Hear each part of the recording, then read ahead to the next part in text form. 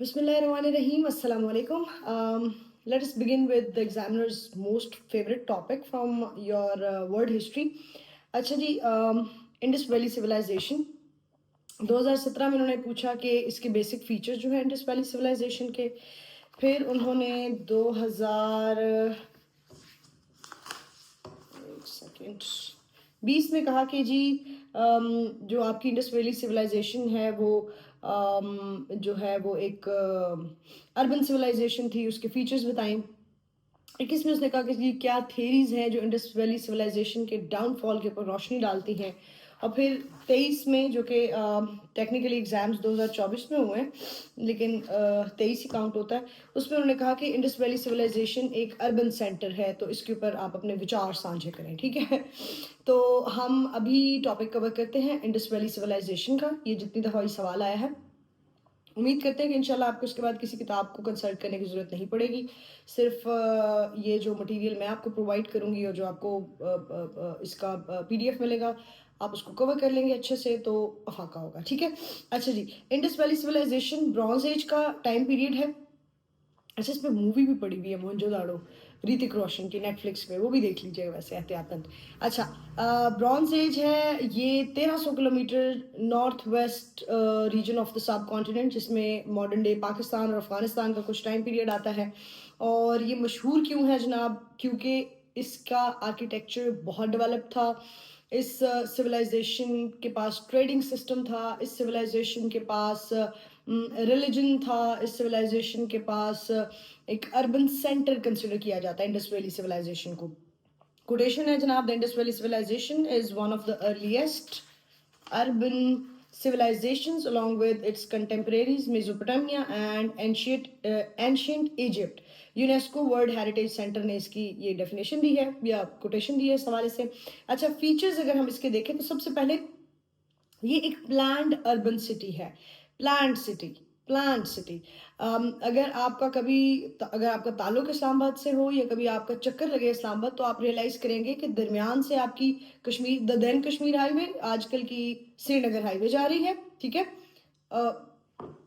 यूं पीछे तक काटती हुई जा रही है। ठीक है, फिर उसकी कश्मीर हाईवे की एक तरफ जहाँ पे G10 चल रहा है, उसके बिल्कुल पैरेलल में F10 चल रहा है, G11 चल रहा है, F11 चल रहा है, G9 चल रहा है, F9 चल रहा है। तो एक प्लांट सिटी है। और फिर आपने ये भी देखा होगा कि इस्लामाबाद में क्या होता है कि सेंटर में मरकज आता है, से G10 है तो उसकी एक साइड पे G10-1, G10-2, G10-3, G10-4, और फिर उनकी भी आगे जेली मार्केट्स हैं। तो that is how a plant city is suppose to be. ठीक है, तो ये एक प्लांट सिटी है जिसका एक बड़ा ही यूनिक सा आर्किटेक्चर हमें नज़र आया है। जो हमने खंडरात में से चीज़ें निकाली उससे हमें पता चला है। देन दे हैड लोगोसिलेबिक स्क्रिप्ट्स, जो कि ये जाहिर करते हैं कि एक बड़ी यूनिक लैंग्वेज यहाँ के लोग रखते थे। उसमें और मज़े की बात ये कि हम अभी तक उस लैंग्वेज को डेसिफर भी नहीं कर पाए, बिकॉज वो कुछ सिम्बल्स हैं, कुछ से हमने अज्यूम कर लिया कि इसका मतलब ये होगा, कुछ सिम्बल्स की हमें आज तक समझ नहीं आई कि वो क्या कहना चाहते हैं। अच्छा, स्टैंडर्ड वेट्स मिले हमें। स्टैंडर्ड वेट्स से हमें ये बात समझ आई कि इनके पास ट्रेडिंग सिस्टम भी एग्जिस्ट करता था, कि अगर वजन है तो ज़ाहिर है कुछ तोल के बेचते ही होंगे। फिर कुछ सील्स भी हमें मिली हैं जिससे हमें पता चलता है कि ये इंटरनेशनल ट्रेड भी करते थे, दूसरी सिविलाइजेशंस के साथ भी ट्रेड करते थे। अब आ जाए ज़रा इसकी जोग्राफिक लोकेशन की तरफ, तो नॉर्थ वेस्टर्न रीजन है सब कॉन्टिनेंट का, जिसमें हमारा पाकिस्तान आता है, इंडस रिवर की साथ साथ उसकी ट्रिब्यूटरीज। और primarily we have got Harappa जो कि साहिवाल के पास है, and Mohenjodaro, mount of dead भी जिसको कहते हैं, सिंध के अंदर। ठीक है, James Lewis, LEWIS, not the Levi's वाला, लुइस ने 1829 में एक्सीडेंटली हड़प्पा को डिस्कवर किया और उन्होंने कहा कि जी today I saw an old city with a very weird rock art. फिर जॉन मार्शल ने 1920 में इस जगह की बाकायदा खुदाई की, रूइंस की, और फिर ही केम टू द कंक्लूजन कि ये कम बेश 5000 साल वरे पुरानी तहजीब है। ठीक है, देन 1400 प्लस साइट्स जो हैं वो सो फार हमें मिल चुकी हैं पाकिस्तान के डिफरेंट एरियाज़ के अंदर। Then you will have to draw a map, because आपने उसकी लोकेशन की बात की है, तो when you will go through the notes और you see the template questions, so you will find these maps as well. अच्छा, urban planning and architecture. Urban planning, public bathrooms हैं, अंडरग्राउंड सैनिटेशन का system है, bricks की बनी हुई buildings हैं, और that too double storey buildings के भी आसार मिलते हैं, ठीक है। और क्या है, जन ड्रेनेज सिस्टम है, डबल स्टोरी बिल्डिंग्स हैं, and then washrooms, underground water channels भी हैं एंड वॉशरूम्स भी हैं। कहीं कहीं पे डस्टबिन्स के रिमेन्स भी मिलते हैं हमें, तो दैट मीन्स कि ये लोग हाइजीन वगैरह का भी बहुत ख्याल रखते थे। अच्छा, अब एक फ्लो चार्ट बनाएंगे अर्बन सिटी, और आगे उसको दो हेड्स में डिवाइड करेंगे। लोअर माउंट है जिसके अंदर वर्ल्ड सिटी है और आम जनता रहती है, गरीब गुरबा, मिडिल क्लास, ये ठीक है, जनरल पब्लिक। दूसरी तरफ सिटाडेल है, देन मार्केट प्लेस है, और फिर ग्रेट बाथ। अब नोबडी नोज कि इस ग्रेट बाथ के पीछे की कहानी क्या है, इसकी कोई स्पिरिचुअल रीजन थी या क्या था, बट एक बड़ा सा ग्रेट बाथ बना रखा था उन्होंने, ठीक है। तो एलिटिए ऊपर और मिडिल क्लास ये नीचे वाले पोर्शन में रहते थे, ठीक है। अच्छा, राइटिंग सिस्टम को अगर हम देखें तो कुछ सिंबल्स के साथ इनकी एक पूरी लैंग्वेज जो है वो डिस्कवर हुई है, येट डेसिफर नहीं हो पाई। 450 साइंस जो है वो अभी तक तलाश किए गए हैं, और ये राइट टू लेफ्ट मूव करते हैं इनके इंस्क्रिप्शंस। ये रॉक्स के ऊपर भी मिला, वो जो क्या कहते हैं, इनग्रेव्ड एम्बॉस्ड व्हाटएवर, वो ऊपर खुदाई की हुई थी पत्थरों के ऊपर, टाइलों के ऊपर, इंटों के ऊपर। तो एक पूरी उनकी प्रॉपर लैंग्वेज है जिसमें मल्टीपल सिंबल्स हैं, जो कि कमोबेश 450 है।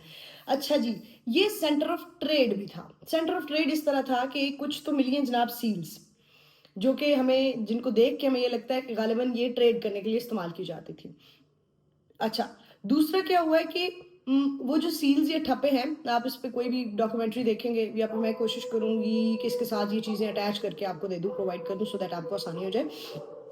अच्छा, वो आपको कहीं इजिप्ट में भी नजर आई हैं, तो उससे हमें अंदाज़ा ये हुआ कि गालिबन इसको खरीदो फरोख्त के लिए ये चीज़ें इस्तेमाल की जाती थी, तो तब ये यहाँ वहाँ पाई जाती, ठीक है।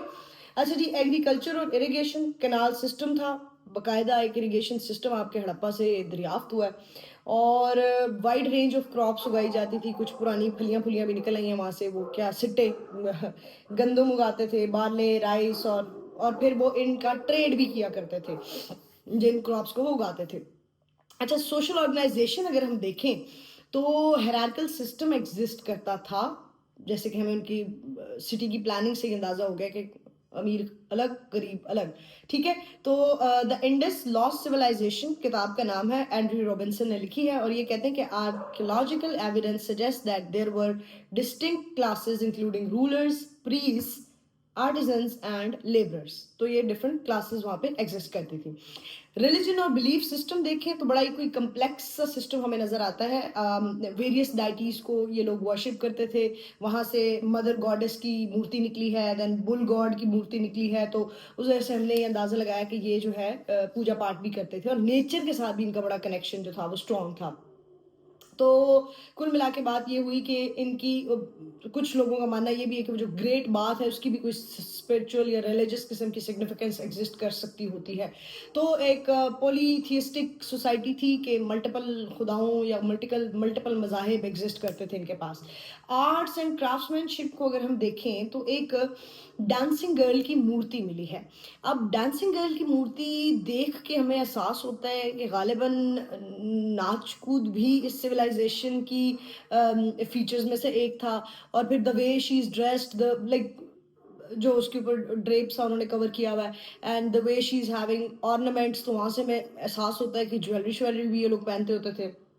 अच्छा, टेक्सटाइल इंडस्ट्री को अगर हम देखा जाए तो कॉटन, कपास बुनने की कुछ रिमेन्स हमें इस तरह के मिले हैं, जहाँ से हमें पता चलता है कि गालिबन ये लोग कपड़ा भी बना लेते थे।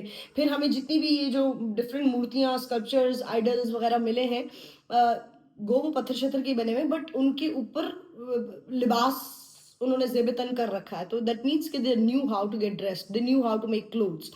फिर विमेन एम्पावरमेंट का भी हमें नजर आता है, क्योंकि कुछ डाइटीज को ये लोग वर्शिप किया करते थे। फिर कुछ प्रीस्ट भी थी, ट्रेडर्स भी थी, ये सारी चीज़ें हमें बची खुची मूर्तियों से नजर आई हैं। अच्छा, हेल्थ और हाइजीन को लेके ट्रेसेस मिले हैं हमें पब्लिक डस्टबिन्स के और ड्रेनेज सिस्टम के, और मजीद ये कि मसवाक का भी कोई पुराना सा वर्जन मिला है वहाँ से, टूथब्रश मिला है ट्विग्स का बना हुआ। तो यहाँ से समझ आती है कि ये लोग हाइजीन के हवाले से भी काफ़ी नॉलेज रखते थे या उसको प्रैक्टिस करते थे। अच्छा जी, डिक्लाइन और डिसअपेरेंस के हवाले से मल्टीपल थेरीज हमारे पास मौजूद हैं। एक तो ये कहती है कि जी सरस्वती रिवर ने अपना दरिया रास्ता चेंज किया और फिर यहाँ पे कहत आ गया। फिर कुछ मानते हैं कि क्लाइमेट चेंज और डिफोरेस्टेशन की वजह से ये बर्बाद हो गए। फिर कुछ मानते हैं कि यहाँ पे जी कोई बहुत ही शदीद किस्म का coronavirus, some version of their coronavirus आया और उसने सबको मार दिया और सब दब गए। तो एक और थ्योरी है जनाब, natural disasters, climate change, Aryans ने आके इनको मार कूट के भगा दिया। फिर कुछ कहते हैं कि जी इंटरनल कन्फ्लिक्ट्स की वजह से इन लोगों का डाउनफॉल आया, और कुछ मानते हैं कि जी ये सब की combination of all these reasons की वजह से जो है इंडस वैली सिविलाइजेशन का हमें डिक्लाइन देखने को मिला। लेगेसी और इसका इम्पैक्ट अगर देखें तो मनोरमा शर्मा ने कहा है the Indus valley civilization had a profound impact on the development of South Asian culture. Its legacy can be seen in various practices and traditions, including the caste system, use of Sanskrit, and other rituals. Conclusion में अहमद हसनदानी कहते हैं कि Indus valley दुनिया की तारीख की बुनियादी शाख है जो आज भी अपने अंदर कसरत से राज समोए हुए है। तो अगर आपका सवाल आता है इंडस वैली सिविलाइजेशन के फीचर्स पे, उसके राइज एंड फॉल पे या उसके डाउनफॉल पे, तो आप इस सारे मटेरियल को मैनिपुलेट करके क्वेश्चन अटेम्प्ट कर सकते हैं। At the end of the lecture, my fee, that is 1 alham, chahar kul, and 1 surah yasin. हाँ काफ़ी है। और सूरह मुल्क, यू हैव गॉट चॉइस, मतलब इट्स अप टू यू, आप जो भी पढ़ लें। लेकिन अगर आप नहीं पढ़ेंगे तो फिर तो काम खराब हो जाएगा, रोज़े माशर हम आपको पकड़ लेंगे गिरबान से। For my late father and मामू इरफान अब्बास एंड फरहत अब्बास नाम लेके, और बाकी अपना ख्याल रखिएगा, दुआ में याद रखिएगा। इंशाअल्लाह बहुत जल्द मुलाकात होगी अगले टॉपिक के साथ। फ़ी अमानिल्लाह।